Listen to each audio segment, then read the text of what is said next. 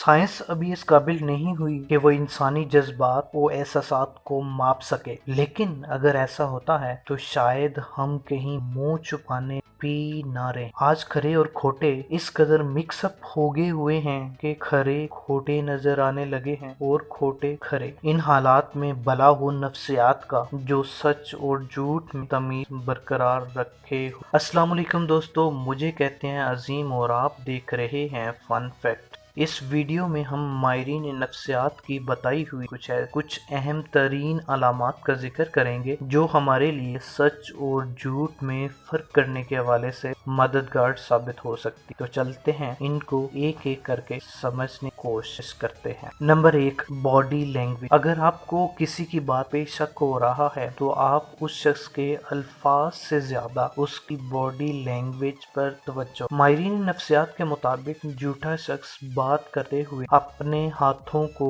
آپس میں مکس کرے گا، اپنی پاکٹ میں ڈالے گا یا پھر اپنی کمر کے پیچھے باندھ دے گا۔ جھوٹ بتانے والا شخص سیدھا بیٹھے ہوئے الجھن محسوس کرتا ہے اور اسی الجھن کی وجہ سے اپنے پاؤں کو بے ہنگم آپس میں ٹکراتا ہے۔ اسی دوران اگر آپ اس شخص سے سوال کرتے ہیں اور وہ شخص جواب دینے کے لیے اپنے ہونٹوں کو اپنے دانتوں سے چبانے یا دبانے کی کوشش کرتا ہے تو آپ کو سمجھ لینا چاہیے کہ وہ شخص آپ سے غلط بیانی کر رہا ہے۔ نمبر 2، سانس لینا۔ جب کوئی شخص جھوٹ بول رہا ہوتا ہے تو وہ معمول سے ہٹ کر گہری سانس لیتا ہے۔ اس کی آواز میں غیر معمولی بدلاؤ محسوس کیا جا سکتا ہے۔ یہ سارا اس لیے ہوتا ہے کہ بولنے کے دوران ضمیر اور دل کا آپس میں اتفاق نہیں ہو رہا ہوتا۔ نتیجے کے طور پر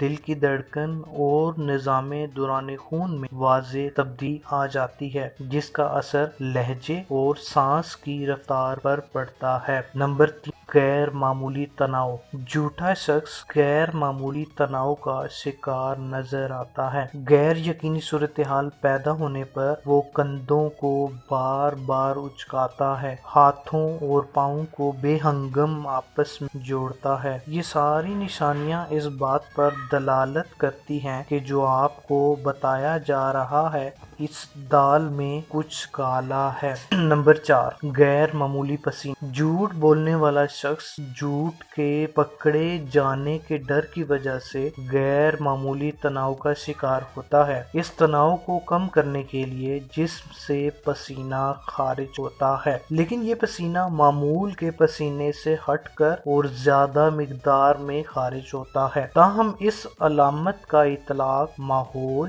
موسم اور حالات پر بھی منحصر ہوتا ہے۔ نمبر 5، آنکھوں میں دیکھنا۔ جھوٹا شخص آپ کے چہرے یا آپ کی آنکھوں میں براہ راست دیکھنے سے گریز کرے گا۔ اگر آپ اس کے ساتھ زبردستی آئی کانٹیکٹ بنا بھی لیتے ہیں تو وہ شخص رد عمل کے طور پر یا تو آپ کو بغیر آنکھیں جھپکے گھورنے لگے گا یا پھر معمول سے ہٹ کر زیادہ تیزی سے آنکھیں جھپکے گا۔ نمبر 6، موضوع تبدیل کرنا۔ جھوٹ بولنے والا شخص کبھی اطمینان محسوس نہیں کرے گا۔ اس کو ہر وقت اپنا بانڈا پھوٹ جانے کا کھٹکا لگا رہے گا، اس لیے اس موضوع پر وہ زیادہ بات کرنے سے گریز کرے گا۔ اس کی ہر ممکن کوشش ہوگی کہ اس موضوع کو جتنا جلدی ہو سکے تبدیل کیا جائے۔ اس حوالے سے وہ زیر بحث موضوع سے توجہ ہٹانے کے لیے اور رائے فرار اختیار کرنے کے لیے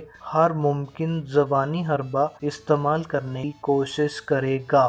نمبر 7، باتوں سے زیادہ اس کی باڈی لینگویج پر توجہ دیں، کیونکہ جھوٹ بولنے والا شخص خود کو نارملائز کرنے کے لیے بار بار اپنے بالوں کو چھوئے گا، اپنے چہرے اور گردن کو ٹچ کرے گا اور ممکن ہے کہ اپنی ناک، گردن اور چہرے کو اسکریچ کرنے کی بھی کوشش کرے۔ یہ چھونے، اسکریچ کرنے اور رب کرنے کی غیر معمولی تعداد اس بات پر دلالت کرتی ہے کہ کچھ تو گڑبڑ ہے۔ نمبر 8، حد سے زیادہ دفاع کرنا۔ اگر آپ کسی مشتبہ شخص کو اس حال میں دیکھیں کہ وہ حد سے زیادہ اپنا دفاع کر رہا ہے، اپنے اوپر لگائے جانے والے الزام یا کہی جانے والی بات کا جواب دینے کے بجائے وہ الٹا آپ پر کوئی الزام لگا رہا ہے اور بدلے میں آپ سے آپ یہ کیوں جاننا چاہتے ہیں، یہ میرا ذاتی مسئلہ ہے، اس کی کوئی اہمیت نہیں ہے، جیسے سوال کر رہا ہے، تو آپ سمجھ لیجئے کہ وہ اپنے دفاع میں اپنی آخری حد کو پہنچ چکا ہوا ہے۔ دفاع میں آخری حد کو وہی پہنچتے ہیں جن کو پوری طرح شک ہو جائے کہ ان کی کہی گئی بات میں اس قدر دم نہیں ہے کہ اس پر یقین کیا جا سکے۔ Number 9، tone and speed. جب کوئی شخص جھوٹ بولتا ہے تو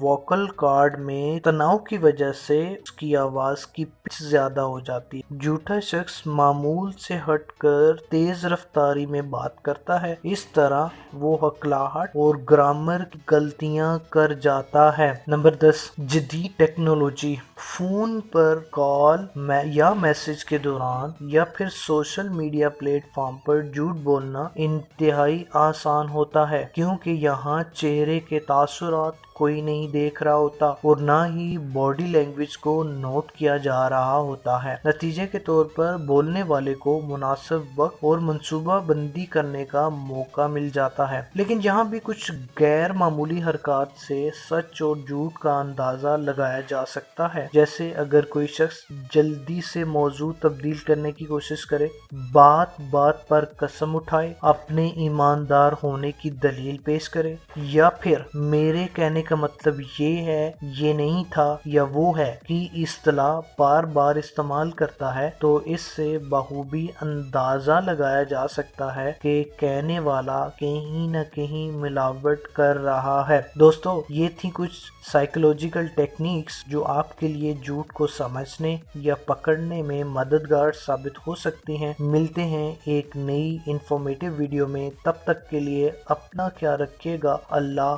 حافظ۔